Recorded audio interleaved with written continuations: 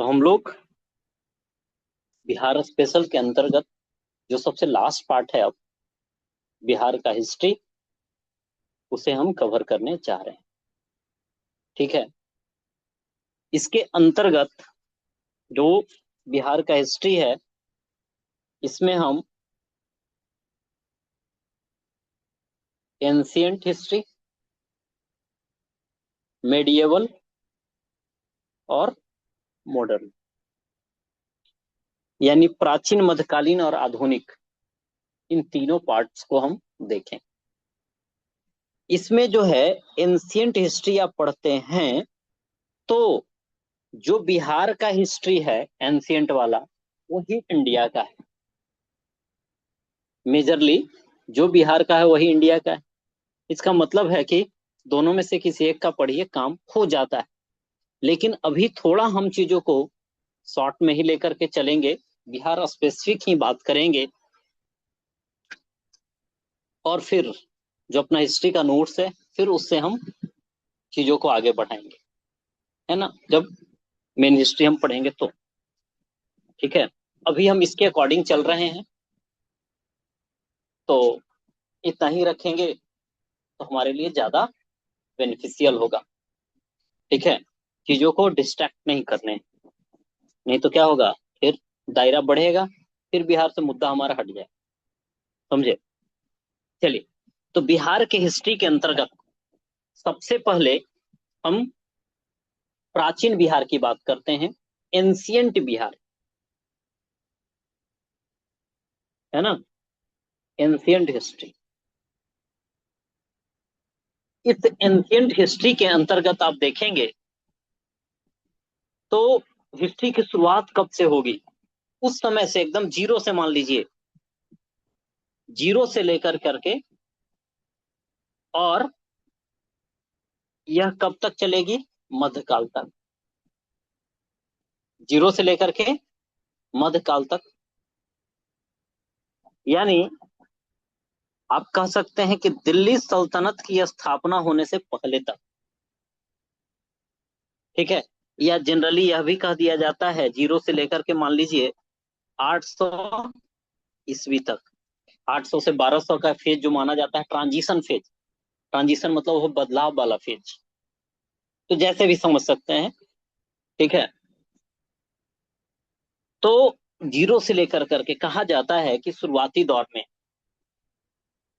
है ना, किसी तरह से क्या हुआ कि इस ब्रह्मांड की उत्पत्ति हुई। सबसे जो सर्वमान सिद्धांत है, बेस्ट थ्योरी, जो एक्सप्लेन करता है कि इस यूनिवर्स का, है ना, ऑरिजिन कैसे हुआ, तो सबसे बढ़िया एक्सप्लेन करता है कौन, अभी, बिग बैंग थ्योरी। ठीक है। बिग बैंग थ्योरी, इस ब्रह्मांड की उत्पत्ति हुई और इस ब्रह्मांड में क्या है,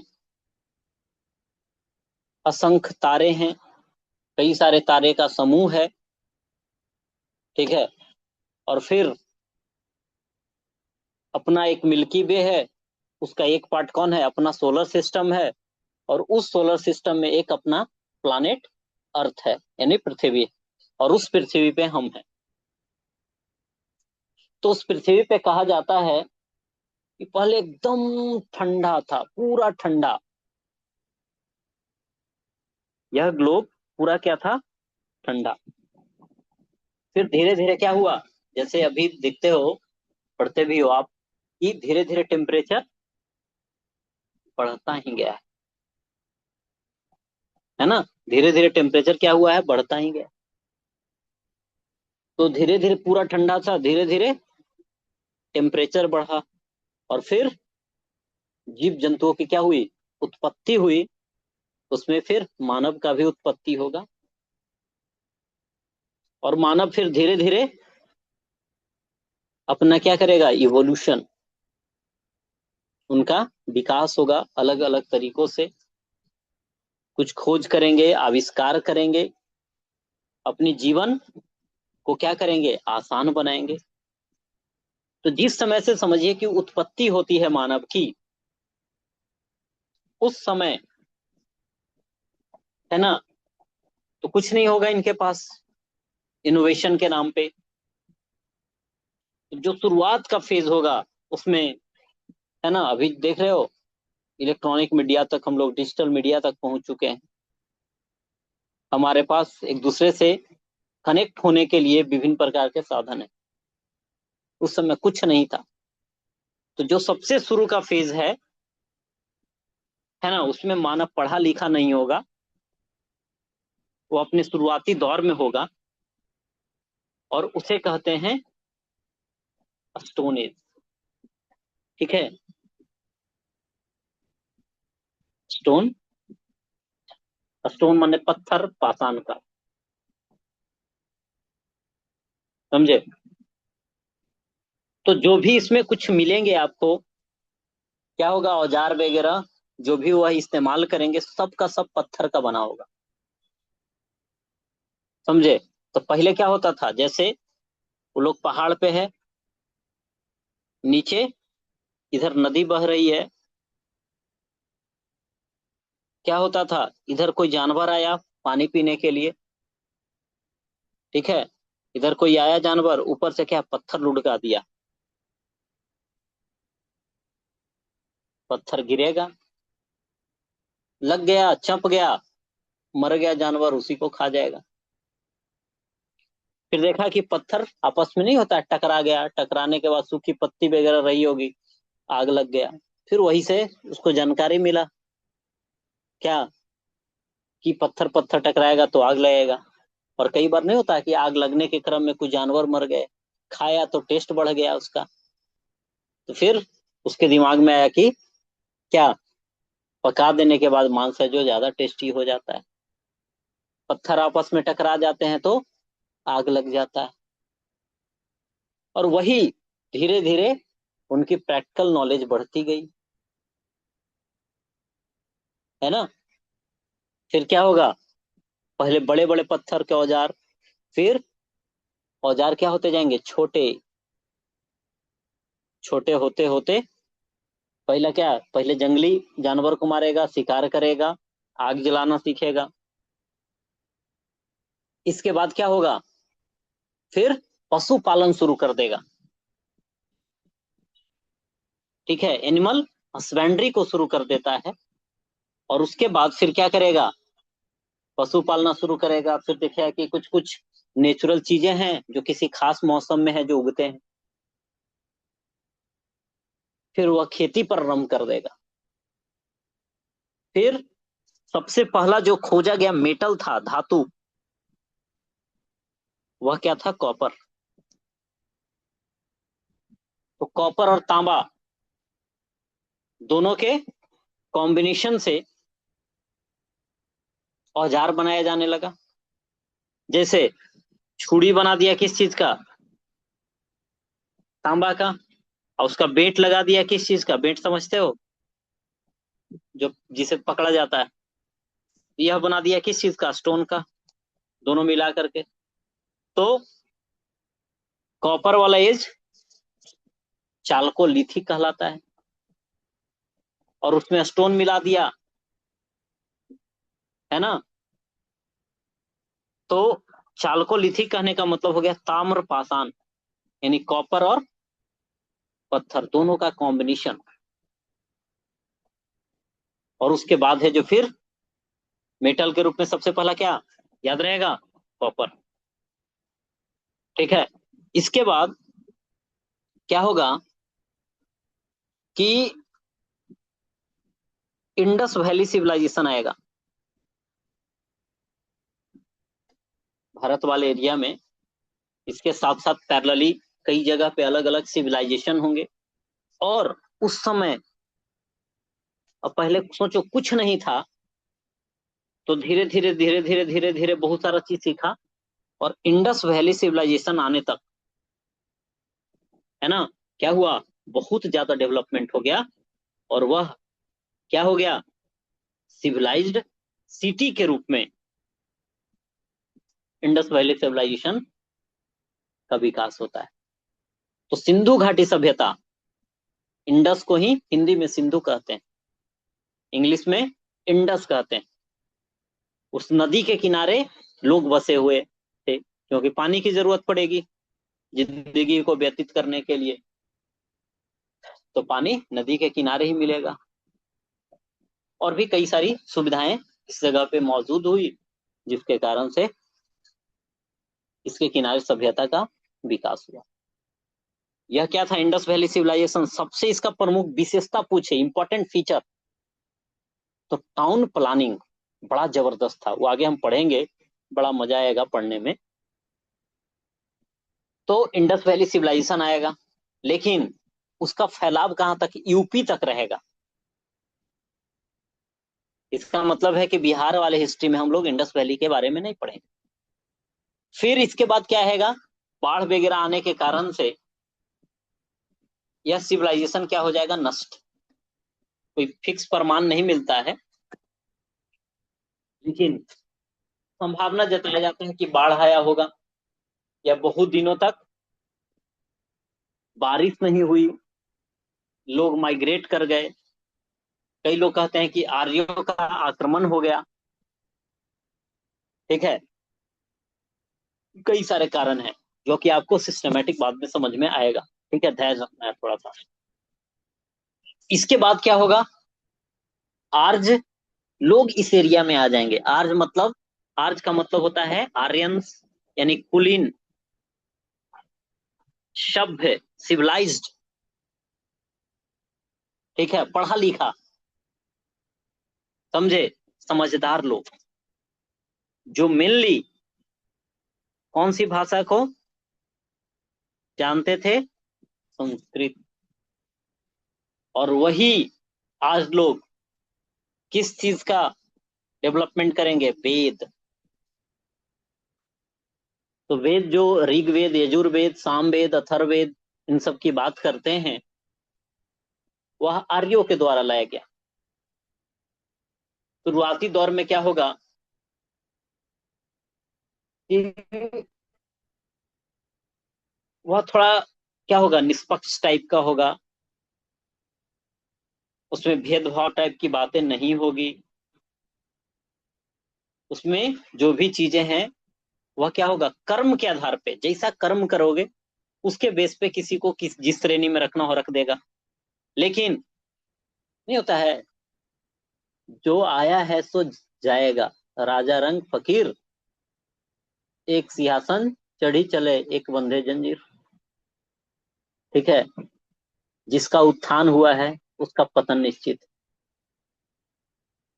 है ना। जिसका उत्थान हुआ है उसका पतन निश्चित, जिसका जन्म हुआ है उसका मरण निश्चित। ठीक है, तो देखो इंडस वैली सिविलाइजेशन जो एकदम गांव से आया, गांव से शुरू होकर के एक डेवलप्ड सिटी बना, और फिर जीरो, फिर से चूहा बन जा। ठीक है, ये हमारी जिंदगी ही क्या है, फिर से चूहा बन जा, समझे।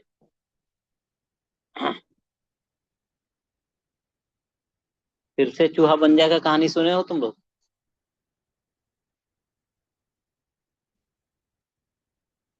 कोई सुना, सुनी, नहीं। फिर से चूहा बन जा। नहीं। नहीं, कहानी सुनना है, पढ़ना है। कहानी सुना दे। हाँ। हाँ। सबका कहना है हाँ। ठीक है,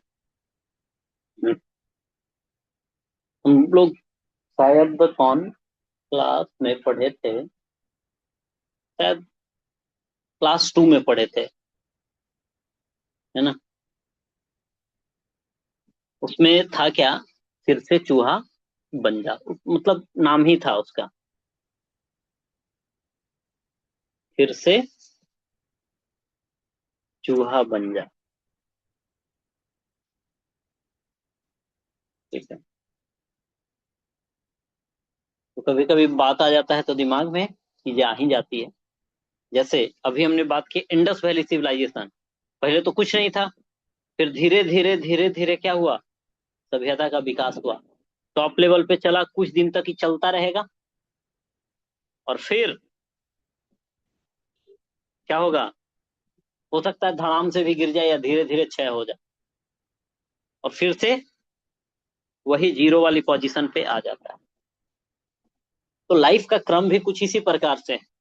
आप देखेंगे कि हमारा पहले अस्तित्व नहीं था, फिर हमारा जन्म हुआ, फिर धीरे धीरे हम क्या हुए, बड़े होते होते अभी एडल्ट स्टेज में है, और यह कुछ दिनों तक चलेगा, चलेगा कि नहीं, हमारा ही दौर है। और फिर धीरे धीरे यही क्या होता जाएगा, ढलता जाएगा बुढ़ापा, और इसके बाद इस दुनिया को हम लोग कह देंगे टाटा बाय। हम नहीं थे, हम हैं, और हम नहीं रहेंगे। क्या ऐसा ही जीवन का हकीकत है कि नहीं, बताओ। यही हकीकत है ना। इसी को बोला जाता है यूनिवर्सल ट्रुथ। ठीक है, सबसे बड़ा सच्चाई है ये। तो यही इंडस वैली सिविलाइजेशन के साथ है, यही वैदिक सिविलाइजेशन के साथ है। लेकिन वैदिक सिविलाइजेशन वह क्या था, एकाएक देखो इधर शहरी चला, फिर नीचे आ गया, मतलब ग्रामीण। तो वैदिक सिविलाइजेशन चलेगा जो आगे का सिविलाइजेशन, वह क्या होगा, ग्रामीण होगा। फिर यह धीरे धीरे क्या होगा, उठेगा, धीरे धीरे उठेगा, तो इसका अलग अपना विशेषता होगा, और फिर आ जाएगा, फिर से शहरी टाइप का पहुंचेगा, और यही क्रम है जो ही चलता रहता है। खैर,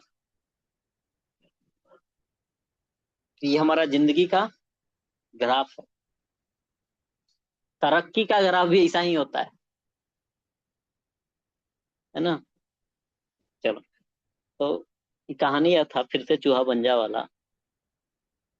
उसमें था क्या कि एक कौवा, कौवा जो था, एक चुटरी, समझते हो चुटरी, हम लोग क्या बोला जाता है, चूहिया, छोटा जो बच्चा होता है चूहा, तो छोटा सा चुटरी को, चुटरी समझते हो कि नहीं, बताओ।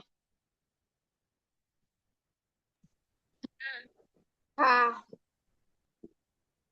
तो चुटरी को क्या, एक कौवा अपने चोंच में दबा करके उड़ रहा था, कहीं से मार के, लोल मार करके पकड़ लिया होगा, समझे। अब वह कौवा है जो इसको लेकर के उड़ रहा था। क्या हुआ कि एक आश्रम के पास, एक बाबा का आश्रम था, उस आश्रम के पास क्या, कुटिया के आसपास में जा करके उसका चोंच किसी तरह से खुल गया, और उसके मुंह से गिर गया चुटरी। बाबा की नजर पड़ी इस पे, बाबा जाते हैं, उसको उठाते हैं, है ना, और अपनी जादुई शक्ति से कहो, या फिर मलहम पट्टी करके कहो, चोंच में रखे तो घायल तो ही जाएगा, कहीं ना कहीं छिला जाना है। वो क्या करते हैं, इसका इलाज करते हैं कि ठीक हो जाता, खुशी पूर्वक आश्रम में ये चूहिया रहने लगेगी। होता क्या है कि एक दिन इस आश्रम में बिल्ली घुस आती है, समझे। वो बिल्ली किस पे, चूहिया पे दौड़ती है, ये भागे भागे बाबा के पास, है ना, कि बाबा ये बिल्ली मुझे तंग करती है, एक दिन मार के खा जाएगी, हमें क्या कीजिए, बिल्ली ही बना दीजिए। वो बोले तथास्तु, अपने पावर से बना दिए। ठीक है, उसके बाद क्या हुआ कि अगले दिन या कुछ दिन बाद कहो, कुत्ता धमकता है आश्रम में। अब कुत्ता किसको खदेड़ता है, किसको खदेड़ेगा, बिल्ली।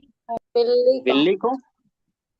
फिर बाबा के पास, बाबा देखे ना, बहुत है ना। कुत्ता तंग करता है, देखते हो कुत्ता के चक्कर में पकड़ा जाने पे पूरा नोच देता है। ठीक है। तो ये बोले करे क्या, हमें कुत्ता ही बना दीजिए। ठीक है, कुत्ता बन गया। तो कुत्तों के झुंड में रहेगा आश्रम के आसपास में। क्या हुआ कि आश्रम में एक दिन बाघ आदम का। ठीक है। फिर बाबा के पास कि बाबा देखे ना ये बाघ आ गया इधर, कभी हमें मार करके खा जा सकता है। समझे। तो बाबा बोले क्या चाहिए तुम, हमें बाघ ही बना दीजिए। बोले तथास्तु, बाघ बना दिए। अभी बाघ बनने के बाद क्या किया, आसपास के जितने भी जीव जंतु थे सबको चट कर गया।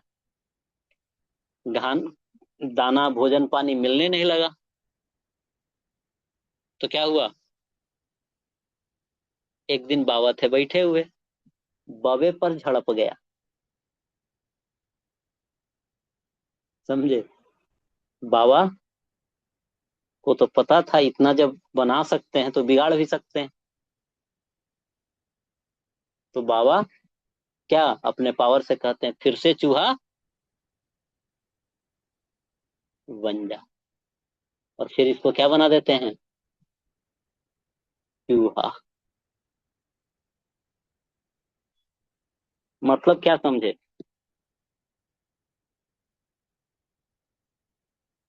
कि जो बनाया या उसी का नहीं हुआ। कौन, बाघ। तो फिर से चूहा बन जा का स्टोरी है ये। ठीक है, अब कई लोग को लग रहा होगा कि यहाँ पे बताने का क्या मकसद है। ये बताओ कैसे हम अपने स्टडी से इस चीज को रिलेट कर पा रहे हैं, कि फिर से कहाँ जीरो पे था, जैसा था वही कंडीशन में चला गया। ठीक है। इसलिए आदमी के पास जब पावर हो, पैसा हो, एनर्जी हो, तो उसको परमानेंट नहीं मानना चाहिए। ठीक है। लेकिन आदमी प्रवृत्ति अपना दिखाई देता है। समझे। सब कुछ क्या है, अस्थाई। समझे। तो जो सिविलाइजेशन है वह भी अस्थाई, हमारी आपके जीवन सब कुछ अस्थाई। ठीक है। इसलिए कहा जाता है कि आदमी को किसी चीज के आने का, जाने का ना अफसोस करना चाहिए ना घमंड करना चाहिए। इस चीज, ये सब फार्मूला जब आप जिंदगी में अपनाने लगेंगे तो फिर तरक्की की रास्ता अपने आप है जो बनती चली जाती है। ठीक है। अब तरक्की का मतलब ही नहीं खाली पैसा हो जाए, हम लोग यहाँ तो यही समझते हैं। तरक्की का मतलब है कि आत्मसंतुष्टि। ठीक है, सही गलत की पहचान, बहुत सारी चीजें हैं, सबका अलग अलग मायने होता है। खैर, हम आते हैं मुद्दे पे। तो हम यह बात कर रहे थे कहाँ, कि इंडस वैली सिविलाइजेशन के बाद ग्रामीण सिविलाइजेशन आएगा, वैदिक सिविलाइजेशन। और वैदिक सिविलाइजेशन ग्रामीण होगा, और फिर यह क्या होगा, यह वैदिक सिविलाइजेशन ग्रामीण होगा, वेद पे आधारित होगा। और वेद में भी सबसे पहले कौन वेद, ऋग वेद आएगा। ठीक। और इस ऋग वेद के अंतर्गत आप देखेंगे कि इसमें 10 मंडल हैं। मतलब समझो, नहीं होता है हमारे संविधान में कितने भाग हैं, 22 भाग हैं, 22। 22 पार्ट्स में बटे हुए हैं। उसी तरह से हमारा ऋग वेद जो है 10 भाग में बटा हुआ है, ऐसे समझ सकते हैं। सबका अलग अलग है सिग्निफिकेंस, आगे हम चर्चा करेंगे उसकी। इसमें देखोगे सबसे लास्ट वाले पार्ट में कहा गया है ना, पुरुष सूक्त का वर्णन है, जिसमें कहा गया है कि हमारे समाज में 4 वर्ण हैं। ठीक है, जिसमें ब्राह्मण, क्षत्रिय, वैश्य और शूद्र। रुद्र। जिसमें कहा गया कि ब्रह्मा के मुख से ब्राह्मण, फिर भुजाओं से क्षत्रिय, जांग से वैश्य और पैर से क्या हुआ है, शूद्र की उत्पत्ति हुई है, ऐसा बोला गया है। तो हमें अपने हिसाब से नहीं करना क्या सही है क्या गलत है, इसके आधार पे हमें जो चीजें हैं उसके आधार पे हमें पढ़ने हैं। आप पढ़ेंगे जब B.R. अम्बेडकर को तो इन सभी बातों का खंडन करेंगे। ठीक है, महात्मा गांधी है तो सपोर्ट करेंगे, तो हमें लगेगा कि कौन गलत कौन सही। ठीक है, उस बात पे हमें नहीं जाना है, जो है उसको पढ़ लीजिए, फिर अपना जजमेंट बाद में कहीं ओपिनियन दीजिएगा। अब देखिए, ये 4 वर्ग हैं, लेकिन यह जो था ना, ये उत्पत्ति का मतलब 4 डिवीजन था, और यह समाज में आगे कंटिन्यू कौन से बेसिस पे रहा, जन्म नहीं, किसके बेसिस पे, कर्म। कर्म, यानी कैसा आप काम करते हैं, समझे, कैसा आप काम करते हैं इसके बेस पे। मतलब उसी में आगे हम पढ़ेंगे भी, एक लेखक है जो लिखता है, ठीक है, एक कहानी है कि मेरी माँ अन्न पीसती है, मेरे पिता भिजती हैं, और मैं एक शिक्षक हूं। मतलब एक ही घर में 3 जाति हो गए, एक गृहिणी है, एक बाहर काम करने वाले हैं, इसका प्रोफेशन शिक्षक। तो वह क्या है, कर्म के आधार पे बट गया चीजें। लेकिन जैसे ही क्या होगा, आगे समय बढ़ेगा तो क्या होगा, जिसके पिताजी का जो प्रोफेशन होगा वही उसका बेटा का हो जाएगा। ठीक है, जैसे कोई ब्राह्मण है तो उनका बेटा ऋग्वैदिक काल में ब्राह्मण नहीं होगा। ठीक है, लेकिन जैसे ही क्या होगा, पोस्ट वैदिक पीरियड आएगा, पोस्ट ऋग्वेद आएगा, वह क्या होगा, जो जिसका बेटा होगा उसी के ग्रुप में वो आ जाएगा। मतलब वह जन्म के आधार पे चीजें आ जाएगी, कर्म के आधार पर नहीं। मतलब यदि कोई शूद्र है, उसका बेटा हमेशा क्या कहलाएगा, शूद्र। समझे, ब्राह्मण है तो ब्राह्मण। लेकिन पहले क्या था, यदि कोई शूद्र भी है लेकिन उसका बेटा ज्ञानी है तो ब्राह्मण कहलाएगा। अब कौन व्यवस्था अच्छा था, ऋग्वेद वाला की उत्तर ऋग्वेद वाला, उत्तर वैदिक वाला, बताओ। उत्तर यानी बाद वाला, है ना, ऋग्वैदिक अच्छा था या फिर उसके बाद वाला फेज, बोलो। कोई बोल ही नहीं रहे हो, क्या बात नहीं समझ पा रहे,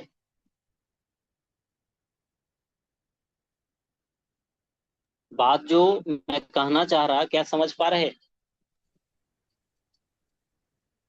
रीग बैन। चलिए, बोलना है एटलीस्ट। देखो, हम पूरा भी डिटेल में नहीं जा रहे हैं ना, थोड़ा सा कनेक्ट करने का हम प्रयास कर रहे हैं बिहार के हिस्ट्री को।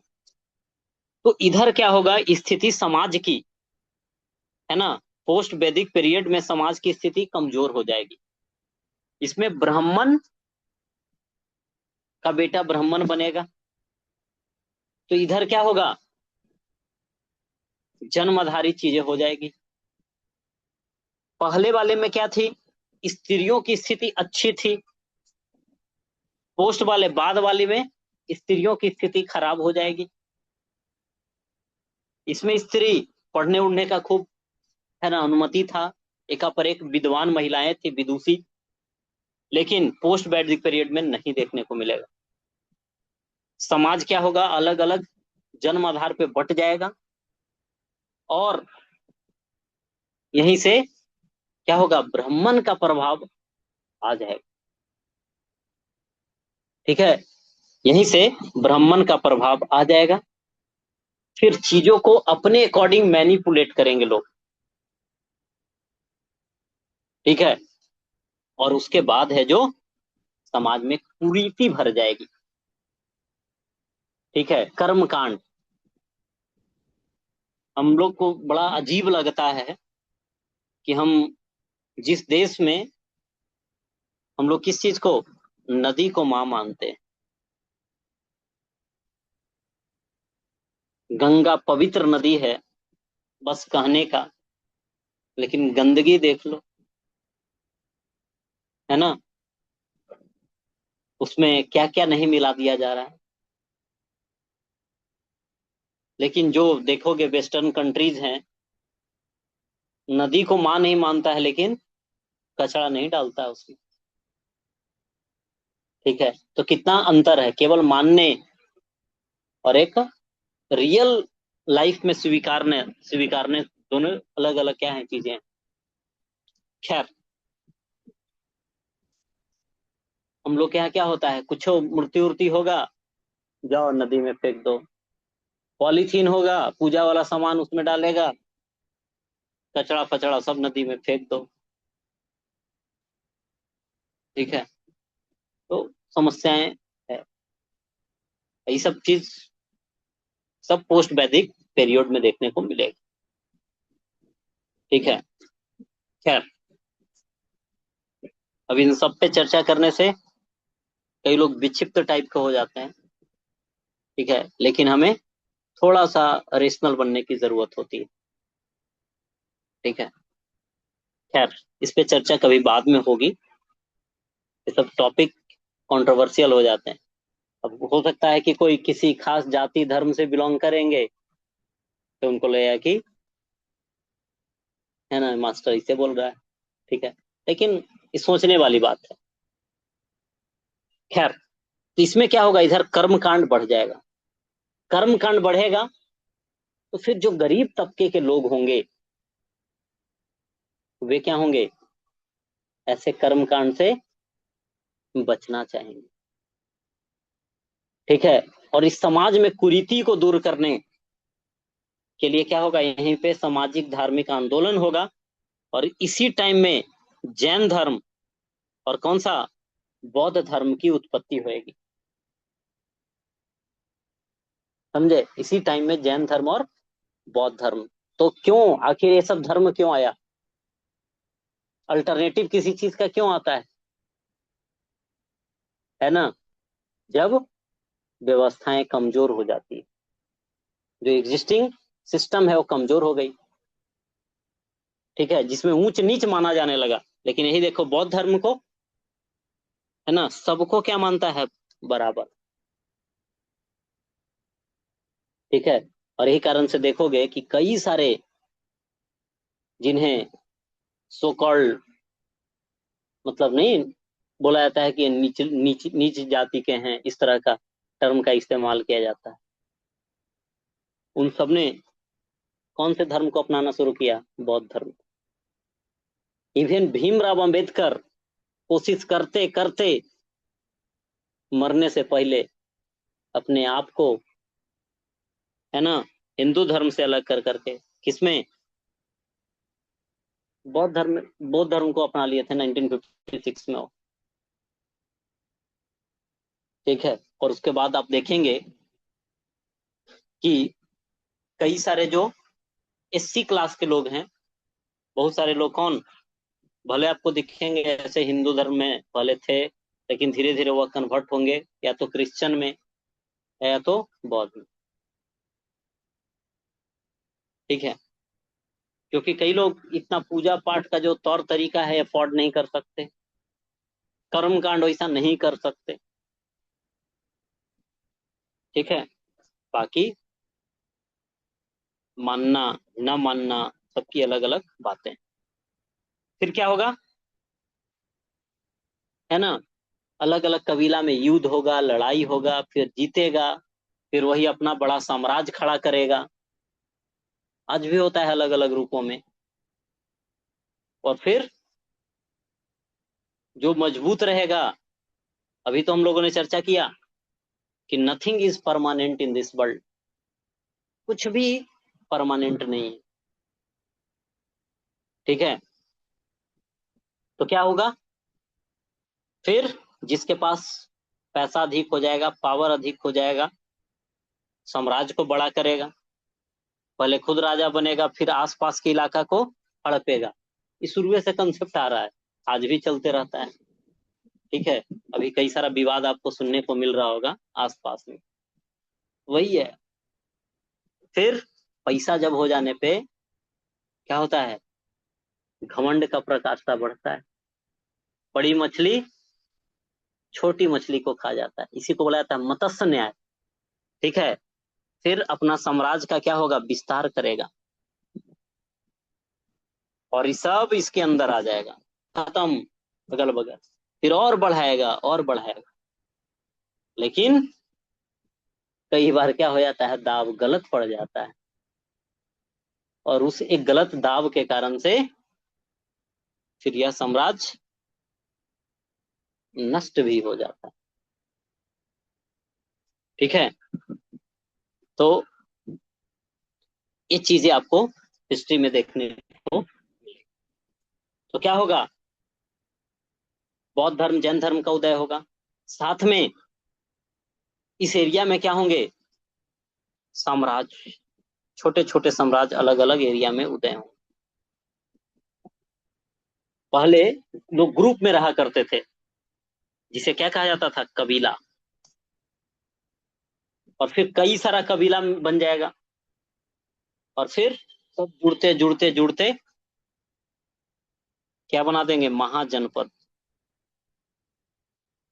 जिस समय आप देखेंगे, फिर पढ़ेंगे कि 16 महाजनपद, और फिर उसमें से सबसे प्रमुख निकल करके आएगा कौन, मगध। मगध। और मगध का उत्कर्ष फिर पढ़ना है। मगध जो अपना पटना का एरिया है, गया पटना जो तुम चर्चा करते हैं, यहीं से समझो कि बिहार का इतिहास प्रबल रहा है। फिर मगध, बगल में वैशाली है, कि मजबूत रहेगा तो वैशाली को पहले हड़पेगा, फिर बगल में अंग प्रदेश है उसको हड़पेगा, फिर बगल में यूपी वाला कई सारा एरिया है उसको हड़पेगा, हड़पते हड़पते कहाँ, उज्जैन, है ना, अफगानिस्तान तक पहुंच जाएगा। समझे, अफगानिस्तान तक पहुंच जाता। अशोक के टाइम में और भी नाम खूब खिलेगा, लेकिन अशोक क्या किया, कलिंगा वार, उसमें बहुत रक्तपात हुआ, लोग मारे गए, महिलाएं तलवार उठा ली, शस्त्र उठा ली। अशोक खुद है जो मेंटली क्या डिस्टर्ब हो गया एक प्रकार से, तो कई सारी इसकी बातें हैं, हम चर्चा भी करेंगे। लेकिन उसको एक टाइम में क्या लग रहा होगा, हम ही सब कुछ।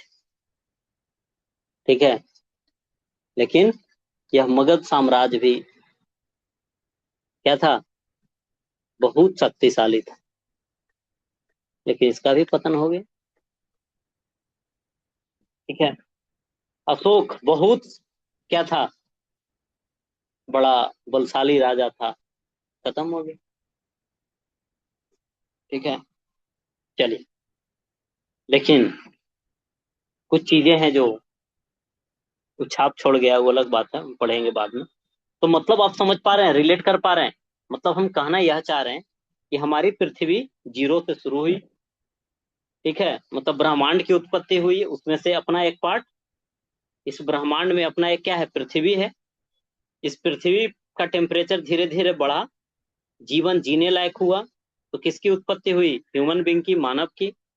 और मानव धीरे धीरे इवॉल्व हुआ, तो सबसे पहले किस चीज का? पाषाण यानी पत्थर का इस्तेमाल करना सीखा। और पत्थर से क्या जलाना सीखा? आग। और क्या किया? खाना क्या खाता था? शिकार कर करके। मतलब शुरू में क्या था? मांसाहारी। ठीक है, वह मांसाहारी था। ठीक है, कार्निवोरस। उसके बाद क्या होगा? फिर आग लगाएगा, फिर क्या सीखेगा? पशुपालन। पशुपालन के रूप में सबसे पहले किसको पालेगा? कुत्ता। को। कुत्ता। है ना? इसके बाद फिर क्या होगा? फिर खेती करना शुरू कर देगा। अच्छा, खेती करेगा तो घूम घूम तो नहीं सकता, एक जगह पे रहना पड़ेगा स्थायी। तो एग्रीकल्चर स्टार्ट करेगा। तो उसके बाद उसको क्या? फिर अब रहने के लिए, जैसे अब धान कोई उपजा रहा है, तो 4 महीना तो एक जगह रहना पड़ेगा उसको। तो फिर घर बना करके रहना शुरू कर दी। तो ये पूरा पाषाण, फिर मध्य पाषाण, और नव पाषाण, नियोलिथिक। ठीक है, पैलियोलिथिक, मेसोलिथिक और नियो। नियो मतलब क्या होता है? नया। है ना? मतलब सबसे बाद वाला पाषाण यानी स्टोन एज में सबसे लास्ट वाला जो है नियो। ठीक है, तो अब आपसे पूछे कि सबसे पहले क्या हुआ? आग जलाना सीखा। ठीक है, पालतू किसको बनाया? कुत्ता को। खेती नियोलिथिक में। इसके बाद क्या होगा? आप देखेंगे सबसे पहले फिर यहीं पे, इसके बाद क्या होगा? कॉपर का खोज, तांबा का क्या हो जाएगा? खोज। तो सबसे पहले किसका इस्तेमाल, कौन से धातु का इस्तेमाल किया मानव? लोहा की तांबा? तांबा। तांबा। अब तांबा तो मिल गया था, तो अब क्या करेगा कि तांबा के साथ टीन को मिला देगा। तांबा के साथ किसको मिला देगा? टीन को। टीन समझते हैं? सिंबल क्या होता है? एसएन। तो तांबा और टीन को मिला दो। केमिस्ट्री का इंपॉर्टेंट यह एलॉय है, ध्यान रखना है। ठीक है, तांबा यानी कॉपर और टीन दोनों को मिला दो तो क्या बनता है? बोलो। कांसा। क्या बनता है? कांसा। कांसा। ठीक है, ये हो गया। अब देखो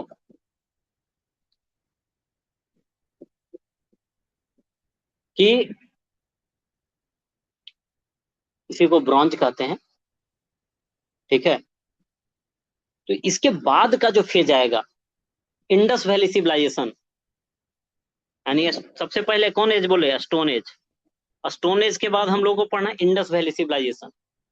ठीक है, लेकिन स्टोन एज खत्म होगा, इंडस वैली शुरू होगा, तब बीच में ट्रांजिशन का फेज होगा। तो इधर से स्टोन, इधर से खोज हो गया था किसका? कॉपर का। इसी को कॉपर और स्टोन वाला, इसी को बोलते हैं ताम्र पाषाण, चाल्कोलिथिक। लिथ मतलब पत्थर, और चाल्को यानी कॉपर। तो कॉपर वाला एज हो गया, कॉपर और स्टोन वाला। और फिर कॉपर आ ही गया था, टीन का खोज हो गया, दोनों को मिला दिया तो क्या बन गया? ब्रॉन्ज। तो ब्रॉन्ज एज किसको कहते हैं? इंडस वैली सिविलाइजेशन को। कहां से? युग सभ्यता।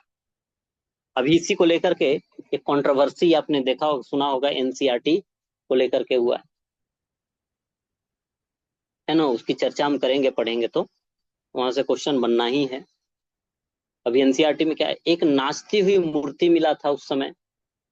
मोहनजोदड़ो एक जगह है इंडस वैली सिविलाइजेशन का, जो अभी पाकिस्तान में पड़ता है। तो उसमें क्या किया गया है कि वह, मतलब नाचती हुई मूर्ति है, बनाया गया है, तो किस चीज का बनाया है? कांसा का यानी ब्रॉन्ज का। तो उसको क्या किया गया है? कपड़ा पहना दिया गया है। ठीक है, लेकिन हिस्ट्री है तो उसमें कई इतिहासकार का कहना है कि जैसे है वैसे प्रस्तुत कीजिए, इसमें कोई बुराई वाली बात नहीं है। उस पर कॉन्ट्रोवर्सी है। खैर, इसके बाद आप क्या देखेंगे? इंडस वैली सिविलाइजेशन, ये पतन होगा तो वैदिक सिविलाइजेशन। ठीक है, यानी वेद पर आधारित। फिर धीरे धीरे कुरीति बढ़ेगा तो पोस्ट वैदिक, और वेद का फेज धीरे धीरे खत्म, ब्राह्मण का प्रभाव बढ़ेगा, समाज में कुरीति बढ़ेगी, है ना। उसमें जो शक्तिशाली होगा फिर साम्राज्य बनाएगा, और यहीं से आ जाएगा कहाँ, महाजनपद। ठीक है, राजा महाराजा का दौर शुरू। और महाजनपद में 16 आएगा, 16 में फिर कौन टॉप पे जाएगा, मगध। मगध। फिर मगध का पतन होगा, यही इसी में आएगा कौन, मौर्य वंश, नंद वंश, अलग अलग वंश आएंगे। फिर गुप्त वंश आएगा, और अलग अलग वंशेस चलते रहेंगे। तो आई होप कि इतना आप रिलेट कर पा रहे हो। इतना रिलेट कर पाएंगे, कर पाएंगे। ठीक है, चलिए अब हम आगे की बात अब इसमें करते हैं। कई सारा बात हम लोगों ने, है ना,